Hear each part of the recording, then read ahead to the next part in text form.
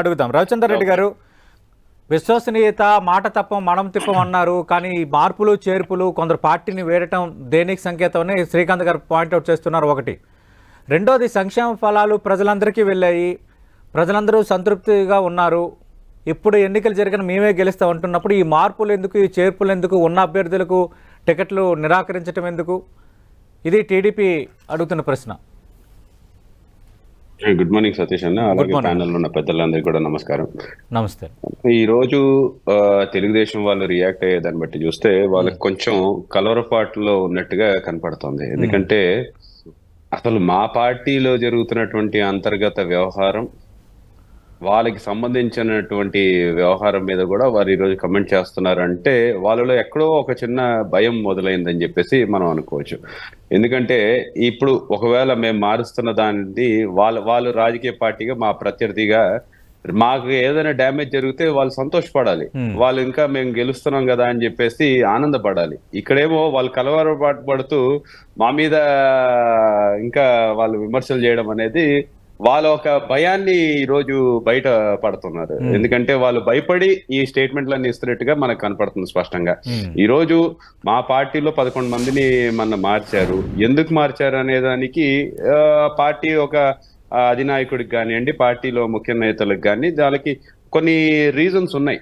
ఇవే కొత్తగా ఈ రోజు హఠాత్ అయిన పరిణామం కాదు. మీరు ఒకసారి గమనిస్తే సతీష్ అన్న, 3వ సంవత్సరం అయిపోయిన వెంటనే ఎప్పుడైతే గడప గడప ప్రోగ్రాం మేము మొదలు పెట్టినప్పటి నుంచి మా ప్రతి మీటింగ్ లో కూడా మా ముఖ్యమంత్రి గారు ఒకటే చెప్తూ వస్తున్నారు, మనం ప్రజలకి చేరువవ్వాలి, ప్రజలకి ఎంత దగ్గరగా ఉంటే అంత మీ గ్రాఫ్ పెరుగుతుంది. ఆ గ్రాఫ్ పెరిగిన ఒకవేళ మనం లాస్ట్ లో ఏదైనా మార్పులు చేర్పులు చేయాల్సి వస్తే మాత్రం నేను సర్వే రిపోర్ట్లు అవన్నీ ఆధారంగానే మేము చేస్తాము. సో మీరు కానీ మీ గ్రాఫ్లు పెంచుకోకపోతే మేము ఖచ్చితంగా డెసిషన్ తీసుకోవాలి, టఫ్ డెసిషన్ తీసుకోవాలి. అట్లా అని చెప్పేసి అందరిని వదిలేయను, మళ్ళీ మిమ్మల్ని బాగా చూసుకుంటాను, మనం అధికారంలోకి రావాలి, అధికారంలోకి వచ్చిన తర్వాత మీ అందరికి కూడా తగిన ప్రాధాన్యత ఇస్తాను అని చెప్పేసి ఆయన చెప్తూ వస్తున్నారు. అంటే ఇక్కడ మార్చిన వాళ్ళందరికీ కూడా గ్రాఫ్ పడిపోయిందని కూడా అనుకోవాల్సిన పనిలే. కొన్ని రకాలైన సామాజిక కోణాల్లో చూసినా సరే, at the end of the day ఒక రాజకీయ పార్టీగా, ఒక ముఖ్య నేతగా ఈరోజు 175 సీట్లు మేము ఎందుకు గెలవాలి అంటే ఈ రాష్ట్ర ప్రజల భవిష్యత్తు జగన్మోహన్ రెడ్డి గారి చేతుల్లో ఉంది. జగన్మోహన్ రెడ్డి గారికి అత్యంత ఆప్తులుగా ఉండొచ్చు, లేకపోతే అత్యంత సన్నిహితులుగా మేము ఉండొచ్చేమో కానీ ఈ రాష్ట్ర భవిష్యత్తుని పన్నంగా పెట్టాల్సిన పరిస్థితి వచ్చినప్పుడు మాత్రం జగన్మోహన్ రెడ్డి గారు రాష్ట్ర ప్రయోజనాలని దృష్టిలో పెట్టుకొని నిర్ణయాలు తీసుకుంటారు. మళ్ళీ అలాంటి నిర్ణయాలు రావాల్సి వచ్చినప్పుడు ఈ పార్టీ గెలవాలి, 100% 175 సీట్లు సాధించాలంటే కొన్ని కఠినమైన నిర్ణయాలు కూడా తీసుకోవచ్చు. అది అందరికీ రుచించకపోవచ్చు, రుచించవచ్చు కూడా. ఎందుకంటే ఈ రోజు ఆల Ramakrishna Reddy, yes he's die-hard soldier of YSRCP. ఆయన 2 పర్యాయాలు ఎమ్మెల్యేగా పనిచేశారు, ముఖ్యమంత్రి గారికి అత్యంత సన్నిహితుడు. ఆయన రాజీనామా మాత్రం కొంత హాట్ టాపిక్ గా మారిపోయింది. పార్టీలో కూడా ఇంటర్నల్ గా దానిపైన చర్చ జరుగుతున్నమాట వాస్తవం కాదా? ఎందుకంటే ఆయన 2 సార్లు ఎమ్మెల్యేగా ఉన్నారు, ఒక కోర్టు కేసులు వేశారు, ప్రతిపక్షంపై కోర్టులో పోరాటం చేశారు. అంత కమిటెడ్గా ఉన్న ఆళ్ల రామకృష్ణారెడ్డినే ఈ స్థాయిలో పంపించడం, లేదంటే ఈ స్థాయిలో ఆయన రాజీనామా చేయడం అనేది పార్టీలో కొంత గందరగోళం దారితీస్తున్నమాట వాస్తవం కదా రవిచంద్ర రెడ్డి గారు? ఆళ్ల రామకృష్ణారెడ్డి గారు వారు ఎక్కడ కూడా మీరు చూస్తే ప్రెస్ మీట్ లో కానీ లేకపోతే ఇంకొక దాంట్లో కానీ జగన్మోహన్ రెడ్డి గారిని విమర్శించో లేకపోతే జగన్మోహన్ రెడ్డి గారిని తిట్టో బయటికి రాలేదు. నా వ్యక్తిగత కారణాల వల్ల నేను రాజీనామా చేస్తున్నా అని చెప్పేసి. మరి ఆయన వ్యక్తిగత కారణాల గురించి ఆయనేం ఎక్స్ప్లెయిన్ చేయలేదు. మనమే అందరం ఊహించేసుకొని ఏదేదో మాట్లాడేసుకుంటున్నాం. ఒకటి, ఆల రామకృష్ణారెడ్డి గారు డైహార్డ్ సోల్జర్. జగన్మోహన్ రెడ్డి గారు ఏం చెప్తున్నారు, ఒకవేళ మిమ్మల్ని ఎమ్మెల్యే టికెట్లుగా ఈ రోజు ఎమ్మెల్యే ఆస్పిరెంట్స్ గా లేకపోతే ఎమ్మెల్యే కంటెస్టెంట్స్ గా మీకు టికెట్లు ఇవ్వకపోయినా సరే మీ యొక్క ప్రయోజనాలని కానివ్వండి, మీ యొక్క భవిష్యత్తుని కానివ్వండి నేను టేక్ కేర్ చేస్తాను అని చెప్పేసి గతంలోనే చెప్పారు. ఇదేదో కొత్తగా చెప్పట్లా. ఎవ్రీ 3 months మాకు ఏదైతే రివ్యూ మీటింగ్ లో ఉన్నాయో మన గ్రాఫ్ ఇంక్రీజ్ కావాలి, మన గ్రాఫ్ ఇంక్రీజ్ కావాలి అని చెప్పేసి అక్కడ ఎవరికి ఇచ్చారు? ఒక రెడ్డి సామాజిక వర్గానికి చెందిన ఆల రామకృష్ణారెడ్డి గారిని తీసేసి ఒక బీసీ సామాజిక వర్గానికి చెందిన చిరంజీవులు గారికి ఇచ్చారు. అంటే దీంట్లో తప్పేంటి? అంటే బీసీలకి ఇచ్చామనేది వీళ్ళు తప్పు పడుతున్నట్టుగా మనం భావించాలా అనేది నేను ఈ రోజు అడుగుతా ఉన్నా. మనం చేస్తామన్నారు, మళ్ళీ చివరికి టికెటే లేకుండా చేయటం పైన కొంత చర్చ జరుగుతోంది. అదే సార్, ఇప్పుడు ఇదేమన్నా ఈ యొక్క ప్రక్రియ ఇదేమన్నా వైఎస్ఆర్సీపీకి మాత్రమే పరిమితమైందా? తెలుగుదేశం పార్టీ వాళ్ళు ఇన్ఛార్జీలను మార్చలేదా? తెలుగుదేశం పార్టీ వాళ్ళు నాయకుల్ని మార్చట్లేదా, లేకపోతే తెలుగుదేశం పార్టీ వాళ్ళు కొత్త క్యాండిడేట్లను తీసుకురావట్లేదా, వాళ్ళ పార్టీలో జరగట్లేదా? దాని గురించి మేమేమైనా మాట్లాడుతున్నామా? ఈ రోజు వాళ్ళు కూడా 175 సీట్లలో పోటీ చేస్తారో లేదో తెలియదు కానీ శ్రీకాంత్ గారు ఒక్క నిమిషం, రవిచంద్ర రెడ్డి గారు మాట్లాడతారు. 175 సీట్లలో వారు పోటీ చేస్తారో లేదో తెలియదు కానీ రేపొద్దున జనసేనతో టైప్ అంటున్నారు, బీజేపీతో టైప్ అంటున్నారు. అప్పుడు వాళ్ళ పార్టీకి సంబంధించిన ఎంతమంది లాయలిస్టులని పక్కన పెడతారో చూద్దాం. ఇది వాళ్ళ పార్టీ అంతర్గత వ్యవహారం, మేమెందుకు మాట్లాడాలి?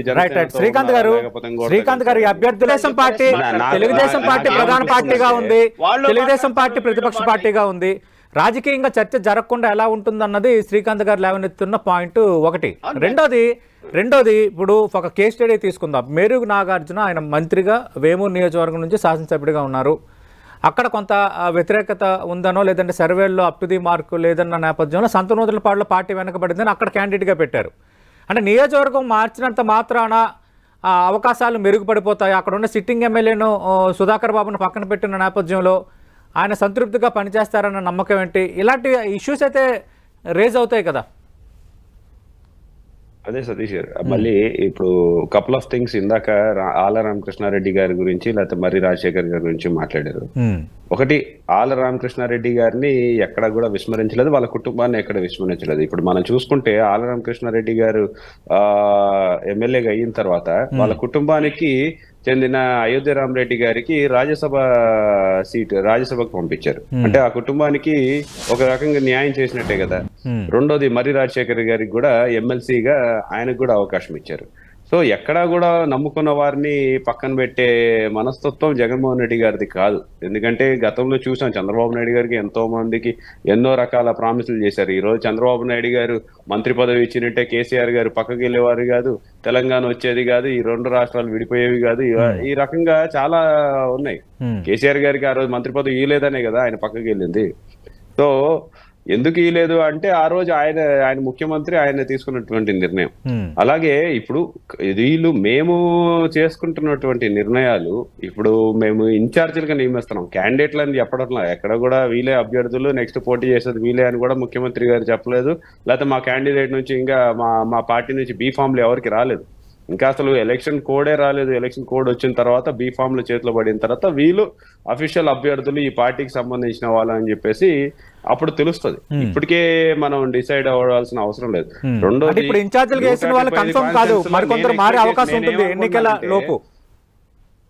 నేనేమనుకుంటున్నానంటే తెలుగుదేశం వాళ్ళు మేమేదో అసలు అంటే ఏమార్పాటులో ఉండి అసలు రాజకీయాల మీద దృష్టి పెట్టడం లేదు, ఎంతసేపు ఉన్నా సరే గవర్నెన్స్ మీద దృష్టి పెట్టామేమో అని చెప్పేసి ఒక భావనలో ఉన్నట్టుగా ఉన్నారు. సడన్ గా ఈ నిర్ణయాలను తీసుకునేసరికి వాళ్ళు షాక్ అయినట్టున్నారు.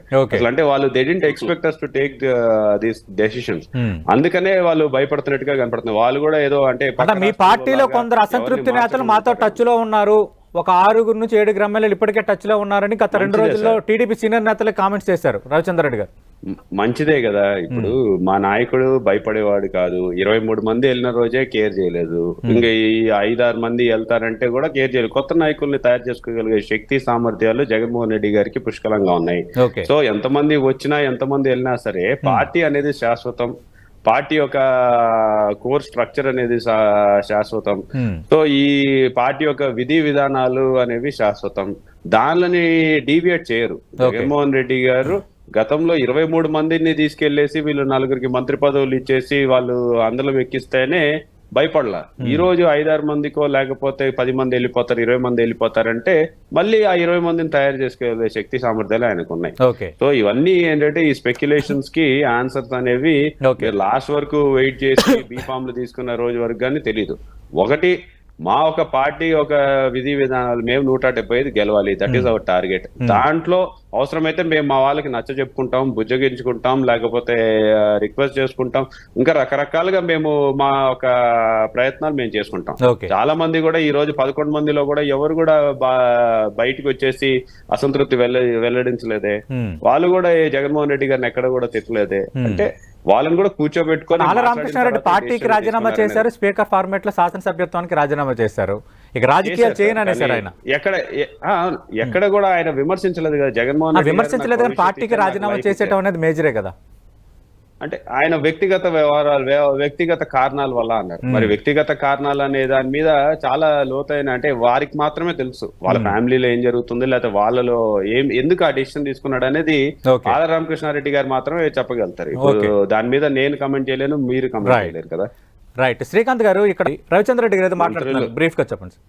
మంత్రుల్ని జిల్లాలు మార్చారు, లేకపోతే పక్క జిల్లాలు తీసుకొచ్చారంటే ఇప్పుడు వాళ్ళ పార్టీలో నారా లోకేష్ గారు ఏ జిల్లాకు సంబంధించిన వ్యక్తి, ఆయనకి అసలు విజయవాడకి లేకపోతే గుంటూరుకి ఏం సంబంధం, ఆయన తీసుకొచ్చి మంగళగిరిలో పెట్టారు కదా. అలాగే నందమూరి బాలకృష్ణ గారికి అనంతపూర్తో ఏం సంబంధం, ఆయన అక్కడ పుట్టాడా పెరిగాడా, లేకపోతే బాలకృష్ణ గారికి అదే ఎన్టీఆర్ గారికి ఏం సంబంధం, వాళ్ళ అత్తగారు అమ్మగారు ఊరా కాదు, సంబంధంలా.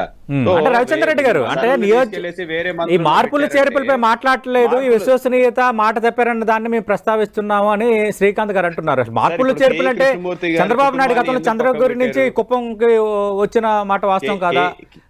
ఎన్టీ రామారావు ఆయన చాలా నియోజకవర్గాలు పోటీ చేశారు. టెక్కలి పోటీ చేశారు శ్రీకాకుళం జిల్లాలో, తర్వాత ఇక్కడ కలవకుర్తి పోటీ చేశారు, హిందూపురం పోటీ చేశారు, గుడివాడ పోటీ చేశారు, చాలా స్థానాలు పోటీ చేశారు. చాలా మంది నేతలు మారుతూ ఉంటారు. తెలుగుదేశం పార్టీలో విశ్వసనీయత మాట తప్ప బలరాం గారి కుటుంబం వాళ్ళ పార్టీ మాట తప్పారు, వాళ్ళు ఎందుకు అలిగారు, సొంత పార్టీ వాళ్ళు ఓడిపోయారు. Right right right. Thank you Ravichandra Reddy గారు, థ్యాంక్ యూ.